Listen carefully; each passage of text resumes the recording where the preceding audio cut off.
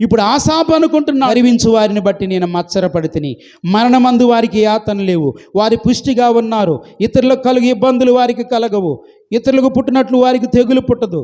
కావున గండము కంఠహారము వలె వారిని చుట్టుకొనుచున్నది, వస్త్రం వలె వారు బలత్కారము ధరించుకుందురు.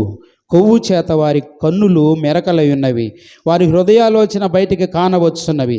ఎగతాళి చేయుచు బలత్కారము చేత జరుగు కీడును గూర్చి వారు మాటలాడుదురు, గర్వముగా మాటలాడుదురు. ఆకాశము తట్టు వారు ముఖం ఎత్తరు, వారి నాలుక భూసంచారము చేయును. వారి జనము వారి పక్షమున చేరును, వారి జలపానము సమృద్ధిగా చేయుదురు. ఉండవచ్చును, మహోన్నతునికి తెలివి ఉన్నదా అని వారు అనుకుంటున్నారంట. ఇదిగో ఇట్టి వారు భక్తిహీనులు, వీరెల్లప్పుడూ నిశ్చింత గలవారై ధన సమృద్ధి చేసుకుంటున్నారు. నా హృదయము నేను శుద్ధి చేసుకొనిట వ్యర్థమే, నా చేతులు కడుగుకొని నిర్మలుడై ఉండుట వ్యర్థమే. దినమంతా నాకు బాధ కలుగుచున్నది, ప్రతి ఉదయం నాకు శిక్ష వచ్చున్నది అని బాధపడుతున్నాడు. లోక సంబంధమైన వ్యక్తుల్ని మనం చూసేది కాదు. ఏ దేవుడైతే విశ్వాసం ఉంచమని చెప్పాడో, ఏ దేవుడైతే విశ్వాసం మనకిచ్చాడో ఆ విశ్వాసకర్తను చూసుకుంటా బ్రతకాలి, విశ్వాస జీవితాన్ని కొనసాగించాలి. అలా కాకుండా ఎవరిని చూశాడంట?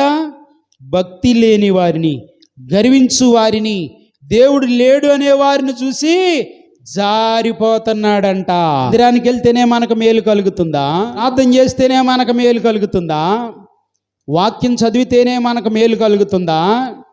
బ్రతికోడు ఎట్టయినా బ్రతుకుతాడు, చచ్చోడు ఎట్టయినా చస్తాడు అనుకుంటున్నాడు కానీ, ఆ పాస్టర్ను బతికించడానికి వెళ్తున్నారు అనుకుంటున్నారు కానీ ఈ జీవితం యొక్క పరమార్థము గ్రహించలేని వారిగా ఉంటున్నారు. ఈ జీవితం యొక్క విలువ గ్రహించలేని భక్తిహీనులుగా ఉంటున్నారు. ఎందుకు ఇలాగ అయిపోతున్నారంటే, లోక సంపాదన కోసము లోకస్తులైన మనుషులను చూసి వాళ్ళు ధనం సంపాదించుకుంటున్నారు, వాళ్ళు ఎన్నెన్నో గొప్ప గొప్ప కోటలు నిర్మించుకుంటున్నారు, ఏవేవో వస్తువాహనాలు కొనుక్కుంటున్నారని వాళ్ళని చూసి, పులిని చూసి నక్క వాతలు పెట్టుకున్నట్లు ఆత్మీయులైన వారు ఆత్మీయ జీవితాన్ని కోల్పోతున్నారు. అలాగ ఆత్మీయ జీవితాన్ని కోల్పోతూ ఉన్నప్పుడు నీకు వాక్యం చదవబుద్ధి కాదు, దేవుని యందు విశ్వాసం ఉంచబుద్ధి కాదు, ప్రార్థన చేయబుద్ధి కాదు, దేవుని సన్నిధానికి రాబుద్ధి కాదు. ఇలాంటి సమయంలో నువ్వు అధో పాతాళానికి అడుగుకు దిగజారి సాతాను అనుసరించే సెకండ్ వ్యక్తిగా నువ్వు ఉంటావు. దేవుని కొరకు త్యాగపూరితంగా బ్రతికే బ్రతుకు నీకు ఉండదుగా. నేడు క్రైస్తవ సంఘాల్లో సైతం దేవుని మందిరానికి క్రమంగా సంఘ క్రమాలు పాటించలేని వారికి సైతం, దేవుని మహిమ కొరకు జీవించలేని వారికి సైతం ఇలాంటి అడుగులు జారిన పరిస్థితులేగా ఈరోజు ఉంది. నా ప్రియమైన దేవుని పిల్లలారా, ఇలాంటి ఒక బలహీనమైన పరిస్థితిని విశ్వాస సంబంధమైన జీవితం కలిగిన మనము అవలంబించడానికి వీలు లేదు. భక్తిని మానేయటం కాదు, ఒకసారి నా సన్నిధికి వచ్చి ప్రార్థన చేసి చూడు నాయనా అన్నాడంట. దేవునికి మహిమ కలుగునుగాక. ఇక ప్రార్థన చేయడానికి వెళ్ళాడంట. 16వ వచనం, అయినను దీనిని తెలుసుకొనవలనని ఆలోచించినప్పుడు నేను దేవుని పరిశుద్ధ స్థలమునకు పోయి వారి అంతము గురించి ధ్యానించు వరకు ఆ సంగతి నాకు ఆయాసకరముగా ఉండిను. నిశ్చయంగా నీవు వారు కాలు జారిన చోటనే ఉంచి ఉన్నావు, వారు నశించినట్లు వారిని పడవేయుచున్నావు. క్షణమాత్రములోనే వారు పాడైపోవుదురు, మహాభయము చేత వారు కడమట్టుకు నశించుదురు. మేలుకొనినవాడు తాను కన్న కల మరిచిపోవునట్లు ప్రభువా నీవు మేలుకొని వారిని తృణీకరించెదవు. భక్తిహీనులకు వచ్చే గతి, గర్వించు వారికి వచ్చే గతి, దేవుడంటే లెక్క లేకుండా జీవించే వారికి వచ్చే గతి, బలత్కారులకు వచ్చే గతి, కొవ్వు చేత మెరకలైన వారికి వచ్చే గతి, భక్తిహీనుడు ఒకడి మీద ఒకడు పక్షాన ఒకడు అన్యాయంగా మాట్లాడుకుంటున్న వారికి వచ్చే గతి, జనబలాన్ని చూసి ధనబలాన్ని చూసి వచ్చే వారికి గతి. ఇటివారు భక్తిహీనులు. దేవుని ఇడిచిపెట్టినోడి గతి ఎట్లా ఉందంటే, నిశ్చయముగా ఎక్కడున్నారో అక్కడే ఉన్నారంట, కాలు జారిన చోటే ఉన్నాడంట. వారిని నశించిపోయేటట్లు పడిపోతున్నారంట. క్షణమాత్రంలోనే పాడైపోతున్నారంట. మహాభయం చేత కడమట్టుకు నశించిపోతున్నారంట. మేలుకున్నవాడు కన్న కల మరిచిపోనట్లుగా వాళ్ళు ఏమైపోయారో తెలియట్లేదంట. ఇలాంటి భక్తిహీనుల అడుగు జాడల్లో భక్తి కలిగిన నువ్వెందుకు నడు సహోదరి సహోదరుడా? వీళ్ళకమాగల నశించిపోవటం మనకు అవసరమా? ఇలాగ నాశనం అయిపోయి లోకంలో ఉంటేనే మంచిది కదా. మందిరంలోకి వచ్చేందుకు నాశనం అయిపోవాలి? ప్రార్థన చేశామని చెప్పుకుంటూ అప్పుడప్పుడు నామకార్థం ప్రార్థన చేసి ఎందుకు మన మీద కీడు తెచ్చుకోవాలి? వాక్యం చదువుతున్నామని చెప్పి అప్పుడప్పుడు చదివి దేవుని పక్షాన ఉన్నట్టు ఉండి ఎందుకు మనం నాశనం తెచ్చుకోవాలి? దేవుని క్రమాన్ని పాటించుకోండి. ఎందుకు మన కుటుంబానికి మనకి కీడు తెచ్చుకోవాలి అని అడుగుతున్నా. ఈ భక్తి హీనమైన బ్రతుకు కోసమా, మనం శాపం కోసమా, మనం దేవుని ఉగ్రత పొందుకోవడం కోసమా మనం బ్రతికేది? కాదు. ఎవరి కోసం?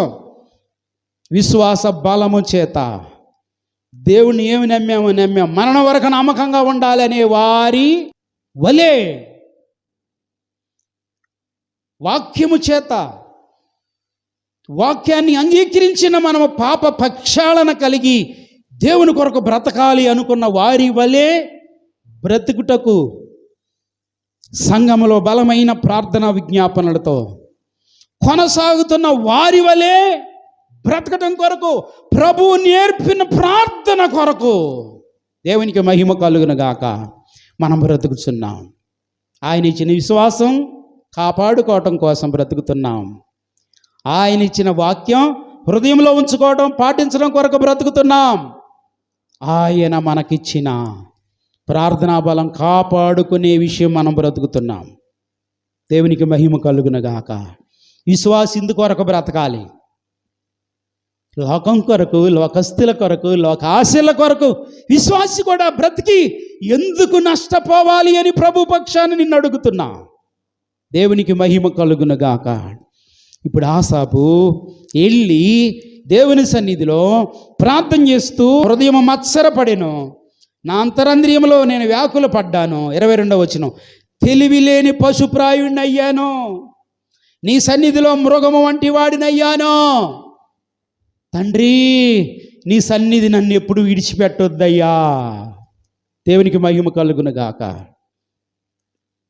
ఈరోజు మరలా తిరిగి ఈ ఆగస్టు నెలలో ఈ మొదటి రోజు నుంచే, ఈ నూతనమైన నెల దేవుడు నీకిస్తే ఈ మొదటి రోజు నుంచే నువ్వు తీర్మానం చేసుకొని బ్రతుకుతావా? దేవుడు నీతో కూడా ఉండి నిన్ను బ్రతికించి బలపరిచి తన మహిమ కొరకు నిలబెట్టునుగాక. దేవునికి స్తోత్రం. అలా కాకుండా నేను లోకస్తులను చూస్తానయ్యా, భక్తిహీనులను చూస్తానయ్యా, సాతాను యందు పడి ఉన్న వారిని, వాళ్ళు సంపదలు ఆశించి వాళ్ళు దేవుని మందిరం ఎరగకుండా, వాళ్ళు భక్తి ఎరగకుండా, వాళ్ళు బలహీనమైనట్టు నేను ఉంటానయ్యా అంటే నువ్వు సాతాను వశంలో ఉన్నావో. నువ్వు సాతాను వశం నుండి దేవుని వశంలోనికి వచ్చినట్లయితే దేవుడు నిన్ను వృద్ధి పరుచునుగాక, అభిషేకించునుగాక, ఆశీర్వాదాలు ఇచ్చునుగాక. దేవునికి స్తోత్రం. నిన్ను ఆశీర్వదించడం కోసం పిలిచి చూద్దాం. సంఘములో మాదిరి అయిన వారిని మనం వారి అడుగు జాడల్లో నడుస్తూ దేవుని వాగ్దానాలు పట్టుకొని విశ్వాస బలంతో, ప్రార్థనా బలముతో మనం ముందుకెళ్ళి మన జీవితాలు కట్టుకుందాం. యేసయ్య, మీరు శోధనలో ప్రవేశించకుండా మెలకుగా ఉండి ప్రార్థన చేయండి. మీ విరోధి అయిన అపవాది గర్జించు సింహం వలె ఎవరు మింగుదునాన్ని తిరుగులాడుతూ ఉంటే మీరు ప్రార్థన లేకుండా ఎందుకుంటున్నారని తన శిష్యుల్ని గద్దించాడు. వాళ్ళు ప్రార్థన చేసి సంఘం ప్రారంభించారు. పెంతెకొస్తు పండుగ దినాన వారు ఆత్మను పొందుకొని, అపోస్తల కార్యాలు 2వ అధ్యాయం అంతా మీరు తర్వాత చదువుకుంటే సంఘ పునాదులు ప్రారంభించబడ్డానికి ప్రార్థన, బలమైన విశ్వాసము, బలమైన వాక్యము, ఆ ఫౌండేషన్లో, ఆ పునాదితో వారి జీవితాలు అనేకులకు మాదిరిగా హతసాక్షులుగా మార్చబడి ఈరోజు ఆది పితరులైన మన పితరులు అపోస్తులు బోధ మీద మన సంఘము కట్టబడుతూ ఉంది. ఆయన మరణించి సజీవుడు లేచి పరలోకం వెళ్ళాడు నా యేసయ్య. తిరిగి రాబోతున్నాడు. ఎవరి కోసం అంటే విశ్వాసములో బలమైన వారి కోసం, వాక్యమనే స్థిరమైన పునాది మీద, ప్రార్థనే బలమైన పునాది మీద వారి విశ్వాస జీవితాలను కట్టుకునే వారి కోసం, అలాంటి సంఘస్థుల కోసం, అలాంటి సంఘములో ఉన్న వారి కోసం, ఆత్మీయ పౌరుషం కలిగిన వారి కోసం నా దేవుడు రాబోతున్నాడు. ఆయన వచ్చినప్పుడు నువ్వు విడిచిపెట్టబడతావా?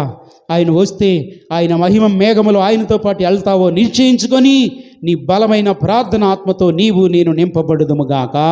అట్టి కృప దేవుడు మనకు అనుగ్రహించునుగాక. ప్రార్థన చేసుకుందాం. మహోన్నతుడా, శక్తివంతుడైన మా దేవ, నీ సన్నిధిలో మీరు మాకిచ్చిన హెచ్చరికలను బట్టి మీకు స్తోత్రాలు. నీ పరిశుద్ధ వాక్కును పంపి మాతో మీరు మాట్లాడారు. నీ బలమైన అభిషేకంతో మా జీవితాలు కట్టి బలపరిచి నీ కొరకు జీవింప చేయమని, శరీర ప్రాణాత్మలు మీ స్వాధీనం అందించుకొని నడిపించి విశ్వాస వీరులుగా, వాక్య ధ్యాన పరులుగా, ప్రార్థనా పరులుగా మమ్మల్ని స్థిరపరిచే యేసు నామములో ప్రార్థిస్తున్నాము తండ్రి. ఆమేన్.